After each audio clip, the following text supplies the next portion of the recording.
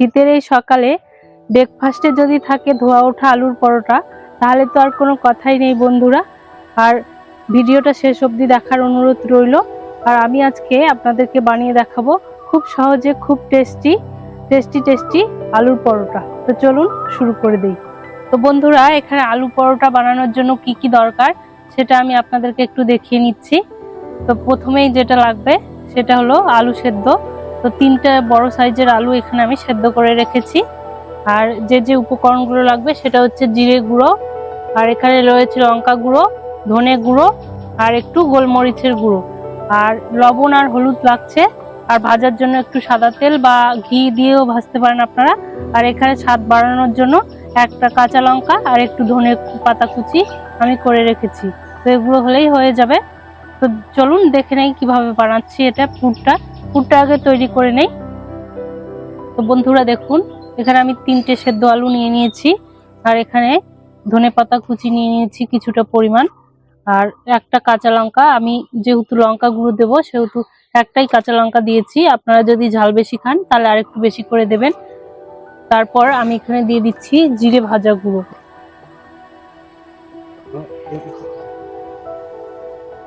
বন্ধুরা, এখানে 1 চামচ মতো জিরে ভাজা গুঁড়ো দিয়ে দিলাম।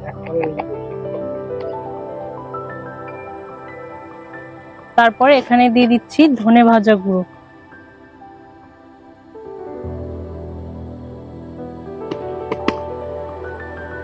তারপর একটু গোলমরিচ গুঁড়ো দিয়ে দিচ্ছি, এটা 1/2 চামচ দিয়ে দিচ্ছি। আর একটু লাল লঙ্কা গুঁড়ো দিয়ে দিচ্ছি এখানে, এটাও 1/2 চামচ দিয়ে দিচ্ছি। আর এখানে দিয়ে দেব লবণ,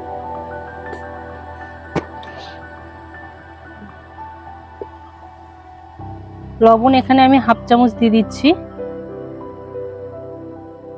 আর হলুদ গুঁড়ো এখানে 1/2 চামচ মতো দিয়ে দিতে হবে। ব্যাস হয়ে গেছে। এবার একটু আলুগুলো মাখিয়ে নিতে হবে, সবকিছু মশলার সাথে যেন ভালোভাবে মিশে যায়।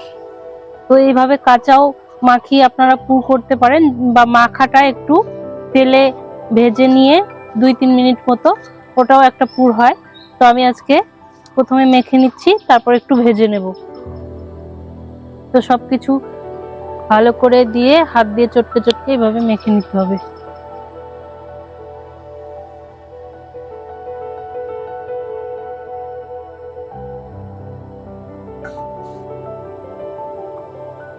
দেখতে হবে যেন আলুর দলা না থাকে। আলুর দলা থাকলে কিন্তু পরে আর সেটা ভালো লাগবে না। তো এইভাবে হাত দিয়ে চটকে মেখে নেব।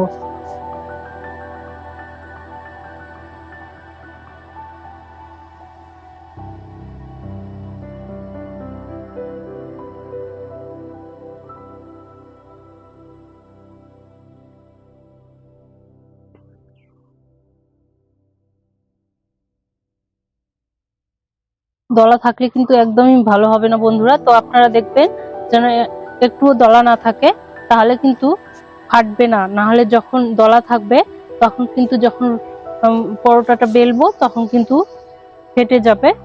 সেজন্য আমি ভালো করে এখানে মেখে নিচ্ছি।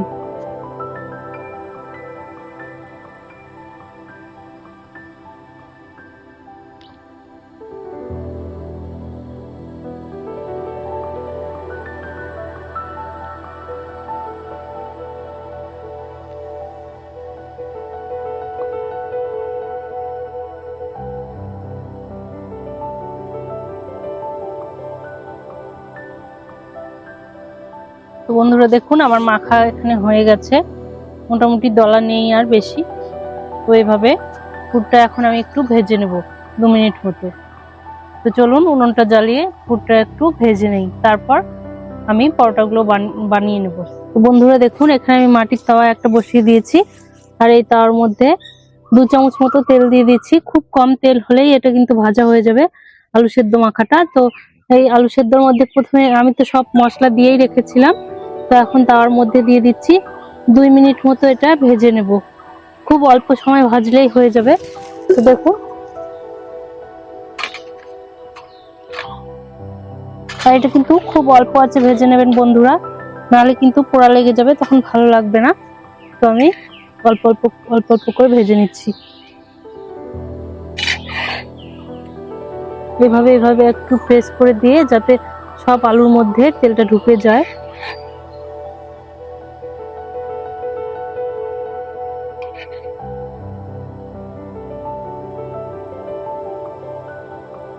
এইভাবে উল্টে পাল্টে একটু ভেজে নিতে হবে।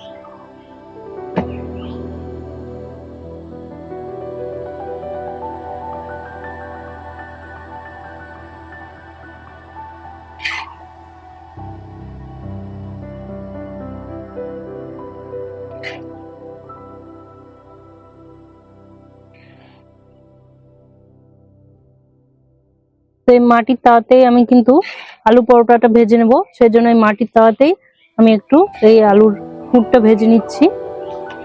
আর মাটির তাওয়াতে করলে কিন্তু এটা একটু বেশি স্বাদ হয়।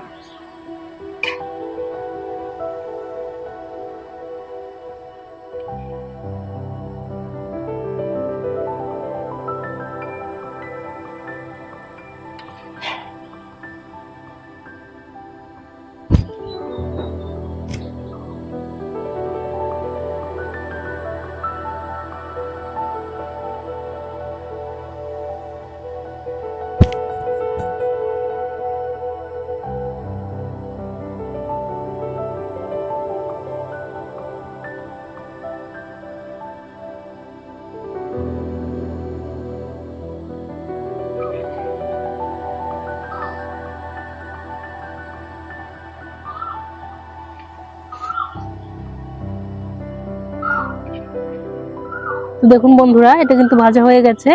এর চাইতে বেশি ভাজবো না, আমি অল্প একটু ভাজলে এটা হয়ে যায়। তো আমি এখন এটা একটা বাটিতে উঠিয়ে নিচ্ছি, বাটিতে রেখে দেবো। তারপর ঠান্ডা হলে এটা পুরটা দিয়ে পরোটাটা তৈরি করা হবে। বন্ধুরা, আমি এখানে একটা বাটি নিয়ে নিয়েছি স্টিলের, আর এখানে আমি গমের আটা দিয়ে দিচ্ছি। হ্যাঁ বন্ধুরা, গমের আটা দিয়ে আজকে পরোটাটা আলু পরোটাটা বানিয়ে নেব। আপনারা চাইলে ময়দা দিয়েও বানাতে পারেন, কিন্তু গমের আটা দিয়ে এটা বেশি ভালো হয় আর হেলদিও হয় এটা খেতে। তো এই দেখুন গমের আটা নিয়ে নিয়েছি, আর এর মধ্যে আমি দিয়ে দিচ্ছি 1/2 চা চামচ লবণ। লবণ আমি বেশি দেবো না, 1/4 চামচ লবণ দিলেই হবে, কারণ আলুর পুরের মধ্যেই লবণ দেওয়া রয়েছে। তো আমি এখানে অল্প করে লবণ দিয়ে দিলাম, আর একটু লঙ্কা গুঁড়ো দিয়ে দিতে হবে। এটা 1/4 চা চামচ মতো লঙ্কা গুঁড়ো দিয়ে দিলাম।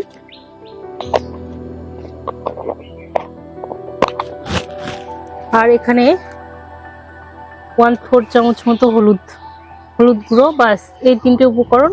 তারপর জল দিয়ে যেরকম রুটি যেরকম করার জন্য আমরা যেরকম আটা মাখি, ঠিক সেরকম করেই মাখতে হবে। তো ব্যাস হয়ে গেছে। এখন অল্প অল্প জল দিয়ে আমি আটাটা মেখে নেব।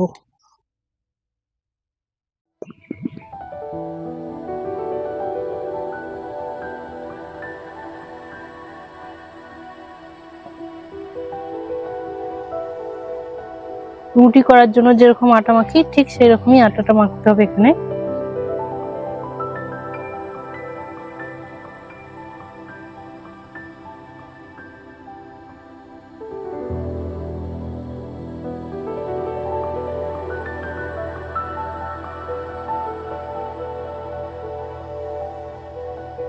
বন্ধুরা দেখুন, এরকম মাখতে মাখতে একদম রুটির আটা যেরকম সেরকম মাখা হয়ে গেছে।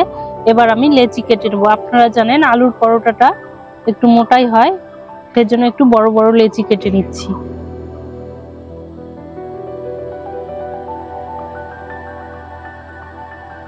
আমি এখানে একটু বড় বড় লেচি কেটে নিচ্ছি।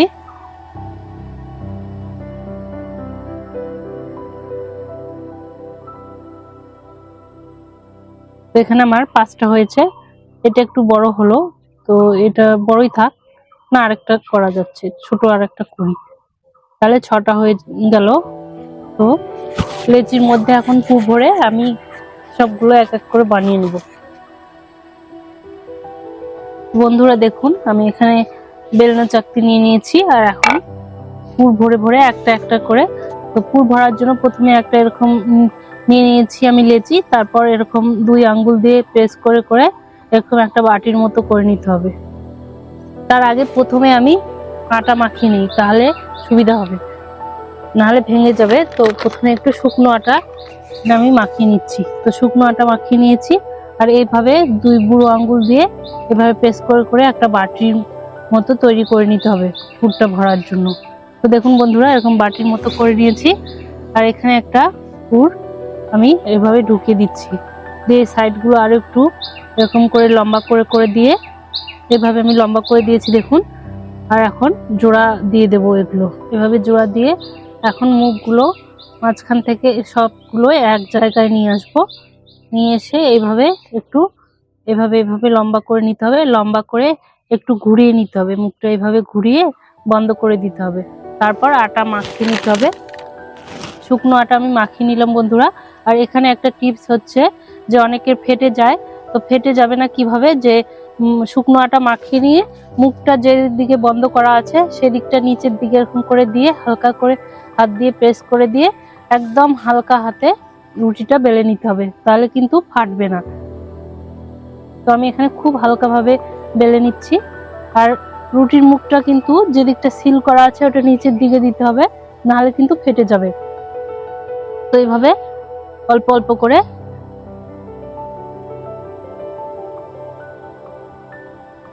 আস্তে আস্তে বেলে নিতে হবে।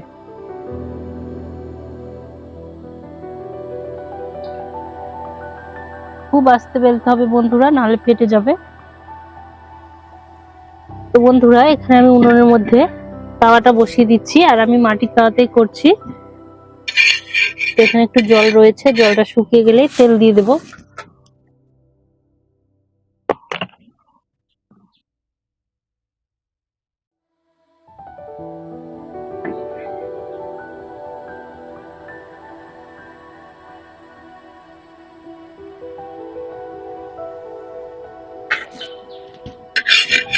দেখুন বন্ধুরা, জলটা শুকিয়ে গেছে, এখন একটু সাদা তেল দিয়ে দিচ্ছি 1 চামচ মতো।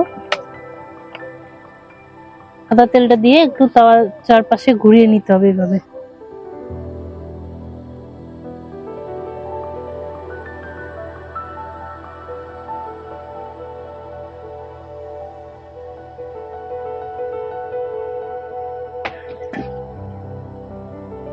তো বন্ধুরা, এখানে তেলটা দিয়ে দিয়েছি আর তেলটা গরম হয়ে গেছে। এখন আমি একটা আলুর পরোটা এভাবে ছেড়ে দেবো। এটা এক পাশটা হলে আর এক পাশটা উল্টে দিতে হবে।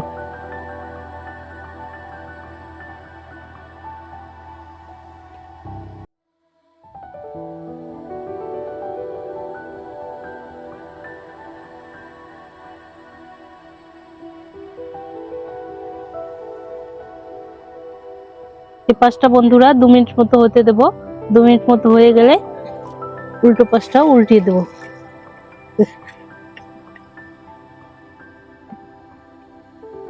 তো এই পাশটাও দিয়ে দিয়েছি তেলের মধ্যে। তো এই তেলেই কিন্তু আমার ভাজা পরোটাটা ভাজা হয়ে যাবে, খুব বেশি তেল লাগবে না এগুলো ভাজতে। 2 চামচ মতো তেল হলে এই পরোটাটা কিন্তু খুব সুন্দরভাবে ভাজা হয়ে যায়।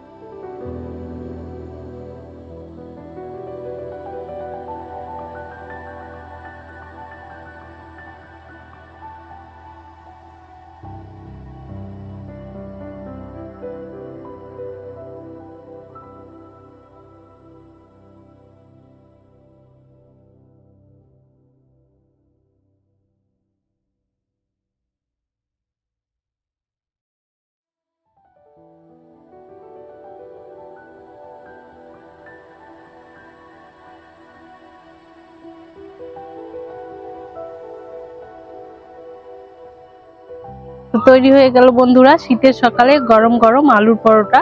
খুবই সুস্বাদু হয় খেতে। বাড়িতে বানিয়ে খান আর আমাকে কমেন্টে জানান কেমন হয়েছে।